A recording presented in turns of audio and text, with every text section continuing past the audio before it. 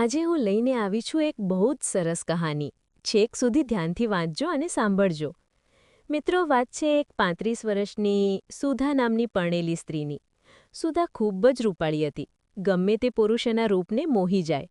સુધા દેખાવડીની સાથે થોડી ચરિત્રની ખરાબ પણ હતી. સુધા બધા પુરુષો સાથે બહુ જ જલ્દી ફ્રેન્ડલી બની જતી. સુધાના જીવનમાં લગ્ન પહેલાં લગભગ 7 થી 8 છોકરા રહી ચૂકેલા છે. પરણ્યા બાદ પણ તે પતિ હોવા છતાં 2-3 પુરુષો સાથે મિત્રતા રાખતી. પતિને ખબર પણ પડવા ન દેતી. પણ ખોટું કરેલું જીવનમાં ક્યારેક તો ફસાવી જ દે છે. એકવાર સુધા ઘરે એકલી હતી. પતિ કામથી બહારગામ ગયેલો હતો. સુધાને ચેન નહોતું પડતું, એટલે પોતાની એકલતા દૂર કરવા એના એક પુરુષ મિત્ર રવિને ઘરે બોલાવ્યો. રવિ સુધાના ઘરે તરત પહોંચી ગયો, કેમ કે તે પણ સુધા જેમ જ શોખીન હતો. બંને અવારનવાર બહાર મળીને બહુ જ આનંદ કરેલો. આજે બંનેને શાંતિથી ઘરે કોઈ ડર વગર આનંદ કરવાનો મોકો હતો. રવિ આવ્યો એટલે સુધાએ બારણું બંધ કર્યું અને રવિને હાથ પકડીને પોતાના બેડરૂમમાં લઈ ગઈ. બેડરૂમમાં જતાં જ રવિ સુધાને પોતાના આલિંગનમાં લીધી. બંનેએ એકબીજાને ચુંબન કર્યું. હોઠથી હોઠનો સંપર્ક થતાં જ રવિ ઉત્તેજનામાં આવી ગયો. બેડ પર બેસીને સુધાને પોતાના ખોળામાં બેસાડી ધીરે ધીરે સુધાના આગળના ભાગમાં હાથ ફેરવતા ફેરવતા રવિ સુધાને વામાં અને કાન નીચે ચુંબન કરતો હતો. રવિ એ રીતે ચુંબન કરતા જ સુધા પણ પૂરેપૂરી ઉત્તેજનામાં આવી ગઈ અને રવિને ધક્કો મારીને બેડ પર સુવડાવી દીધો. પછી સુધા રવિનું શર્ટ કાઢીને રવિની છાતી અને ડોક અને હોઠ પર જોરથી ચુંબન કરવા લાગી અને બચકા ભરવા લાગી. સુધા એ રીતે બચકા ભરતી હતી જેનાથી કોઈ પણ પુરુષ કાબૂ ન કરી શકે. રવિ પણ પૂરેપૂરી જોશમાં આવી ગયો અને સુધાને પકડીને બેડમાં સુવડાવી દીધી. પછી સુધા રવિના ઉપરના કપડાં કાઢીને એની નારંગી એ રીતે ચૂસવા લાગ્યો જાણે કેરી દબાવી દબાવીને રસ કાઢીને પીતો હોય. સુધા આખી ઊંચી નીચી થવા લાગી. ચિસ્કારીઓ નીકળવા લાગી. રવિ નીચેનું ઉતારીને સુધાની ચીર ચૂસવા લાગ્યો.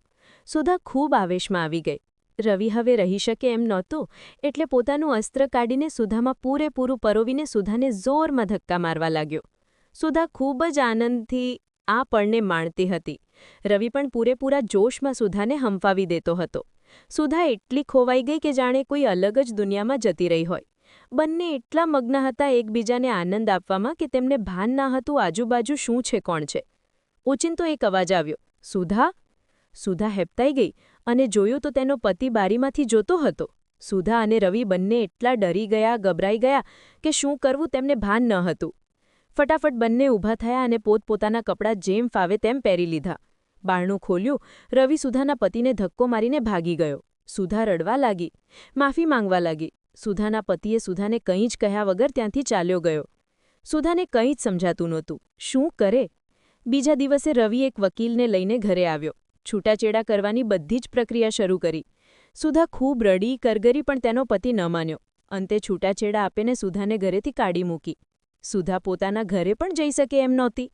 શું મોં લઈને ત્યાં જવાની? તેના પુરુષ મિત્રોને પણ તે મળી, પણ કોઈએ તેનો સાથ ન આપ્યો. ત્યારે સુધાને સમજાણું કે જીવનમાં આ બધા ફક્ત આપણો મિસયુઝ કરવા જ આપણી જોડે રહે છે. જીવનના અંત સુધીનો સાચો સાથી તો આપણો પતિ જ આપણું ઘર જ હોય છે. ઠેર ઠેર ઠોકરો ખાઈને આખરે કંટાળીને સુધાએ પોતાનું જીવન ટૂંકાવી નાખ્યું. શીખવા જેવી વાત છે મિત્રો.